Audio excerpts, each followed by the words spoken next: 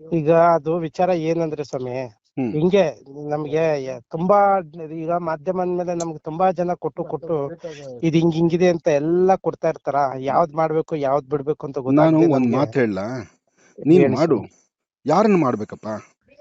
ನೀನ್ ಯೋಚನೆ ಮಾಡು. ಹೌದೌದು. ನಾನೇನಾದ್ರು ರಿಯಲ್ ಎಸ್ಟೇಟ್ ಮಾಡ್ತಿದ್ದೀನಾ, ಬಂಡೆ ವ್ಯವಹಾರ ಮಾಡ್ತಿದ್ದೀನಾ, ಅಥವಾ ಒಂದು ಹಾ ಮಾಡಬಾರ್ದು ಕೆಲಸ ಮಾಡ್ತಿದ್ದೀನಾ? ನೀನ್ ಹಾ ಕಂಡಂಗೆ ನೀನು ಮೂರ್ಖ ಅಲ್ಲ, ನೀನು ಹಾ ವಿದ್ಯಾವಂತ. ಸರ್. ನೀನೇ ಖುದ್ದಾಗಿ ಹಾ ಬಂದು ಸರ್. ನನ್ನ ಆಶ್ರಮದಲ್ಲಿ ಭೇಟಿ ಮಾಡಿದ್ಯಾ, ನನ್ನ ಆಶ್ರಮ ಎಲ್ಲ ಹಾ ಶೂಟಿಂಗ್ ಮಾಡಿದ್ಯಾ? ಅವಾಗ ಇಲ್ಲಿ ಹಾ ಏನು ನಡೀತಿದೆ, ಹೇಗಿದೆ, ಇಲ್ಲಿ ದೇವಸ್ಥಾನ ಏನಿದೆ, ಈ ದೇವಸ್ಥಾನ ಇಲ್ಲಿ ಬರ್ಬೇಕಾದ್ರೆ ಏನ್ ಶ್ರಮ ಪಟ್ಟು ಮಾಡಿದ್ದಾರೆ, ಇದು ಯಾವ್ದು ನಿಂಗೆ ಹಾ ಅರಿವಾಗ್ಲಿಲ್ವೇನಪ್ಪ? ನೀನೊಬ್ಬ ವಿದ್ಯಾವಂತ ತಾನೆ. ಹಾ ಸರ್. ಆಮೇಲೆ ಹಾ ನಿನ್ನೆ ಸರ್. ಇವತ್ತು ಟಿವಿ ನೋಡ್ದ, ನಾನು ಅಂಬೇಡ್ಕರ್ ಬಗ್ಗೆ ಹಾ ಮಾತಾಡೋದು ಏನು ಅಂತ ನೋಡಿದ್ಯಾ? ಒಬ್ಬ ದಲಿತರನ್ನು ಸಹಿತ ನನ್ನ ಮನೆಯೊಳಗೆ ಕೂಡಿಸಿ ಮಾತಾಡ್ತೀನಿ ನಾನು. ಹಾ ಸರ್. ಯಾಕೆ ಹೇಳು? ನನ್ನ ಹತ್ರ ಹಾ ಜಾತಿ ಭೇದ ಇಲ್ಲ, ನನಗೆ ಬೇಕಾದ ಹಾ ಎಲ್ಲರೂ ಒಂದೇ. ಒಬ್ಬ ದಲಿತರ ಹಾ ಮನೆ ಹೆಣ್ಮಗಳಿಗೆ ತೊಂದರೆ ಆಗುತ್ತೆ ಅಂದ್ರೆ ಮೊದಲು ನಿಂತ್ಕೊಳ್ಳೋನು ನಾನು. ಯಾಕೆಂದ್ರೆ ಒಂದು ಹೆಣ್ಣಿಗೆ ಹಾ ಸರ್. ಸ್ಥಾನಮಾನ ಆಗಿದೆ ಅಂತ. ಆದ್ರೆ ಆ ಹಾ ಹೆಣ್ಮಗಳು ಸರ್. ಬಾಯಿ ಹೋದಂಗೆ ಮಾತಾಡ್ತಾಳಲ್ಲ, ಅವಳು ದೇವ್ರು ಒಳ್ಳೇದು ಮಾಡ್ತಾನ? ಅದೆಲ್ಲವೂ ದೇವ್ರ ಮುಂದೆ ಒಪ್ಸಿದ್ದೀನಿ, ಅವಳು ಹಾ ಚೆನ್ನಾಗಿರ್ಲಿ. ಸರ್. ಆದ್ರೆ ಹಾ ಸರ್. ನೋವು ಮೂರ್ತಿ, ನೀನ್ ಮಾಡಿದ್ದು ತುಂಬಾ ದೊಡ್ಡ ಅಪರಾಧ ಮಾಡಿದೆ. ಆದ್ರೆ ನಿನಗದ್ ಸರಿ ಅನ್ಸಿರ್ಬೋದು, ನನ್ನ ಮನ್ಸಿಗೆ ಅದ್ ಹಾ ನೋವಿದೆಪ್ಪ. ಸರ್. ಇಲ್ಲ, ನೋಡು ನಿಮ್ ನಿನಗೆ ಮನ್ಸಿಗೆ ಏನ್ ಅನ್ಸುತ್ತೋ. ನೋವಾಗಿದ್ರೆ ಅದಕ್ಕೊಂದು ಔಷಧಿ ಇರುತ್ತೆ ಸ್ವಾಮಿ. ಸಮಸ್ಯೆ ಏನಂದ್ರೆ ಹ್ಮ್ ತುಂಬಾ ಈಗ ಬನಶಂಕರಿಯಿಂದ ಒಡವೆಗಳಿಂದ ಮತ್ತೆ ಲೋಕಾಯುಕ್ತದಿಂದ ಹ್ಮ್ ಆಮೇಲೆ ಈ ಸಿಡಿಗಳಿಂದ 2017 ಇಸ್ವಿಯಿಂದ ಮತ್ತೆ ಈ ಜಮೀನ್ ವಿಚಾರ. ಹ್ಮ್ ಬಟ್ ನಮಗೇನಾಗುತ್ತೆ ಸ್ವಾಮಿ, ಯಾವ್ದಾದ್ರು ಒಂದು ವರದಿ ಸಿಕ್ಕಿದ್ರೆ ವರದಿ ಮಾಡ್ಬೇಕು ಅಂತ ಅಷ್ಟೇನೆ. ಆಯ್ತು, ಆಮೇಲೆ ನಿಮ್ ಒಂದ್ ಮೇಲೆ ನನ್ಗೆ ಹೇಳ್ತೀನಿ ಯಾವ್ದೇ ಕೇಳಪ್ಪ. ರೀತಿಯಾದಂತ ದ್ವೇಷ ಇಲ್ಲ ನಾನೊಂದ್ ಮಾತು ಸ್ವಾಮಿ. ಹೇಳ್ತೀನಿ ಕೇಳು. ಹಾ ಲೋಕಾಯುಕ್ತ ಸ್ವಾಮಿ. ಅಂದೆ. ಹಾ ಲೋಕಾಯುಕ್ತ ಬರ್ಲಿಕ್ಕೆ ಏನಪ್ಪ ಕಾರಣ?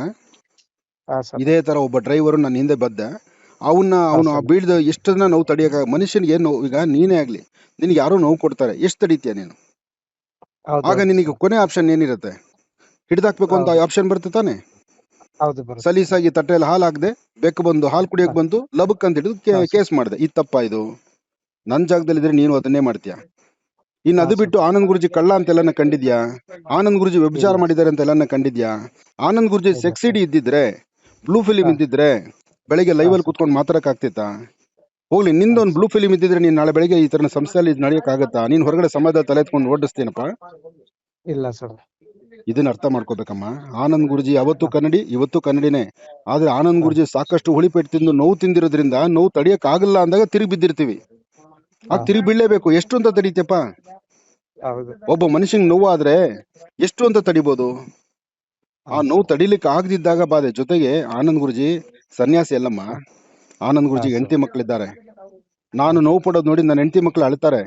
ನನ್ನ ಹೆಂಡತಿ ಹಾ ಮಕ್ಕಳು ಸ್ವಾಮಿ. ಅಳಕ್ ಶುರು ಮಾಡಿದಾಗ ಆ ಬಾಧೆ ತಡ್ಕೊಳಕ್ಕಾಗಿಲ್ಲ, ನಾನೇನ್ ಮಾಡ್ತೇನೆ? ನಾನು ತಿರುಗಿ ಹಾ ಬೀಳ್ತಾ ಇರ್ತೇನೆ. ಏನೋ ಸನ್ಯಾಸಿ ಆದ್ರೆ ನನಗೇನು ತೊಂದರೆ ಇಲ್ಲ ಅಂತ ಲಂಗೋಟಿ ಕಿತ್ತು ಬಿಸಾಕ್ ಹೋಗ್ಬೋದು ನಾನು. ಹಂಗಲ್ವಲ್ಲ, ನನಗೂ ಹ್ಮ್ ಸಂಸಾರ ಇದೆಯಲ್ಲಪ್ಪ. ಹೌದೌದು. ಆಮೇಲೆ ಈ ಜಾಗಕ್ಕೆ ಬರ್ಬೇಕಾದ್ರೆ, ಈ ಜಾಗದ ಹಾ ಪೂರ್ವಾಪರ ಎಲ್ಲ ನೋಡ್ಕೊಂಡೆ ನಾನು ಬಂದಿರೋದು. ನಾನೇನು ಹಾ ಕಳ್ತನ ಸ್ವಾಮಿ. ಮಾಡಿ ಬಂದಿಲ್ಲ, ಅಥವಾ ಯಾವ್ದೋ ಗೌರ್ಮೆಂಟ್ ಜಾಗದಲ್ಲಿ ಬಂದು ಕೂತಿಲ್ಲ, ಅಥವಾ ಯಾರ ತಲೆ ಮೇಲೆ ಬಟ್ಟೆ ಹಾಕಿಲ್ಲಮ್ಮ. ನಂದು ಹಾ ಸುಮಾರು ಆಸ್ತಿಗಳು, ಮನೆಗಳೆಲ್ಲ ಮಾರ್ಕೊಂಡು ಇಲ್ಲೊಂದು ಸಂಸ್ಥೆ ಹಾ ಮಾಡಬೇಕು, ಆಶ್ರಮ ಮಾಡಬೇಕು, 10 ಜನಕ್ಕೆ ಅನುಕೂಲ ಆಗ್ಬೇಕು. ನಾನು ಇಲ್ಲಿ ಪ್ರಾರಂಭ ಬಂದಾಗ ಒಂದು ಶನೇಶ್ವರ ಮಹಾಯಾಗ ಮಾಡಿದೆ. ಏನ್ ನನ್ನ ಮನೆ ಉದ್ಧಾರಕ್ಕೆ ಮಾಡದ್ನ? ಮೊನ್ನೆ ಒಂದು ಶನೇಶ್ವರ ಮಹಾಯಾಗ ಮಾಡಿದೆ. ಎಷ್ಟು ಜನ ಬಂದ್ರು? ಸುಮಾರು ರಾಜ್ಯದಿಂದ ಒಂದು 25,000 ಜನ ಬಂದ್ರು. ಆ ಹಾ 25,000ದಲ್ಲಿ ನಾನು ದುಡ್ಡು ಮಾಡಿದ್ದೀನಿ ಅಂತ ತಿಳ್ಕೊಂಡ? ಅಯ್ಯೋ ಸ್ವಲ್ಪ. ನೀನು ನನ್ನನ್ನು ಬಹಳ ಅರ್ಥ ಮಾಡ್ಕೋಬೇಕಾಗಿತ್ತು. ಬೇರೆಯವ್ರ ತರ ನನ್ನ ಟ್ರೀಟ್ ಹೌದು. ಮಾಡ್ಬಿಟ್ಟೆ, ಗೊತ್ತಾ? ನೀನು ಅದೇ ಬುದ್ಧಿವಂತನಾಗಿದ್ರೆ ನನ್ನ ಜೊತೆ ಹಾ ಕೂತ್ಕೊಂಡು, ಸರ್. ಸ್ವಾಮೀಜಿ ನಂಗೆ ಹಿಂಗ್ ಬರ್ತಿದೆ, ಈ ತರ ಹೇಳ್ತಿದ್ದಾರೆ, ಈಗ ಈ ಸತ್ಯಾಸತ್ಯತೆಗಳೇನು, ಹಾ ಅಥವಾ ನಾವು ಸರ್. ನಿಮ್ ಜೊತೆಲಿ ಇದ್ದೀವಿ, ಇದಕ್ಕೆ ಏನ್ ಮಾಡ್ಬೇಕು? ಆಗ ನಿಜಕ್ಕೂ ನಾನು ಮೆಚ್ತಾ ಇದ್ದೆ ನಿನ್ನ. ಸರಿ ಸರಿ ಸ್ವಾಮಿ, ಮೂರ್ತಿ. ಈಗ ಮನ್ಸಲ್ಲಿ ಏನು ಇಟ್ಕೊಂಬೇಡಿ. ಈಗ ಏನ್ ಮಾಡೋಣ ಹೇಳಿ ಸ್ವಾಮಿ. ನಾನು ಏನು ಈಗ ಹೇಳಲ್ಲಪ್ಪ. ಅದನ್ನೇ ಮನ್ಸಲ್ಲಿ ಇಟ್ಕೊಂಡು ಈಗ ನೀವು ಯಾಕಂದ್ರೆ ಇವರು ನಮ್ ನಾಯಕರು ವರ್ಷಗಳಿಂದ ನಮ್ಮ ಅವ್ರ ಬೇಡ, ಜೊತೆಗಿದ್ದು ನೀನು ಬೆಳೆಸ್ಕೊಂಡ್ ಇದನ್ನೇ ಬಂದ. ಇದನ್ನೇ ಕುಮ್ಮಿನ್ ಕೇಳು. ಅವ್ರು ನನ್ನ ಹಾ ಬಗ್ಗೆ ಹೆಂಗಿದೆ ಒಂದು ಮಾತು. ನಮ್ಮ ಹಾ ಮತ್ತು ಅವರ ಮಧ್ಯದಲ್ಲಿ ವಿಶ್ವಾಸ ಇದೆಯಲ್ಲ, ಅಣ್ಣ ತಮ್ಮಂದ್ರಿಗೆ ಇನ್ನೂ ಹಾ ಹಾ ಜೋರಾಗಿದ್ದೀವಿ. ನಾನು ಹಾ ಹೇಳಿದ್ನಲ್ಲ, ಹಾ ನಾನು ಬ್ರಾಹ್ಮಣ 4 ಗೋಡೆ ಮಧ್ಯದಲ್ಲಿ. ಅದನ್ನ ಹಾ ಹೊರಗಡೆ ಸ್ವಾಮಿ. ದಾಟಿದ್ರೆ, ನನ್ನ ಆಹಾರ ಹ್ಮ್ ಪದ್ಧತಿಗಳು ನನ್ನ ಬ್ರಾಹ್ಮಣ ಬಿಟ್ರೆ, ಹೊರಗಡೆ ಪ್ರತಿಯೊಂದು ಹಾ ಜಾತಿ ಮನೆಗೂ ನಾನು ಹೋಗಿ ಬರ್ತೀನಿ, ಪ್ರತಿಯೊಬ್ಬರನ್ನು ಸ್ವೀಕರಿಸ್ತೀನಿ, ಪ್ರತಿಯೊಬ್ಬರನ್ನು ನಾನು ಹೃದಯದಲ್ಲಿಟ್ಟು ನೋಡ್ಕೊಳ್ತೀನಿ. ಅಷ್ಟಿಲ್ಲ ಅಂದಿದ್ರೆ ಮೂರ್ತಿ ಆಗ್ಲಿ, ಅಥವಾ ಎಷ್ಟೋ ದಲಿತರ ಕುಟುಂಬಕ್ಕಾಗಲಿ, ಉತ್ತರ ಕರ್ನಾಟಕದಲ್ಲಿ ಪ್ರತಿ ಮನೆಯಲ್ಲೂ ನನ್ನ ಫೋಟೋ ಇಟ್ಟು ಪೂಜಿಸ್ತಾರೆ, ಗೊತ್ತಾ ನಿನಗೆ? ಹಾ ಸ್ವಾಮಿ. ಅಷ್ಟು ಬಾಂಧವ್ಯ ಇದೆ.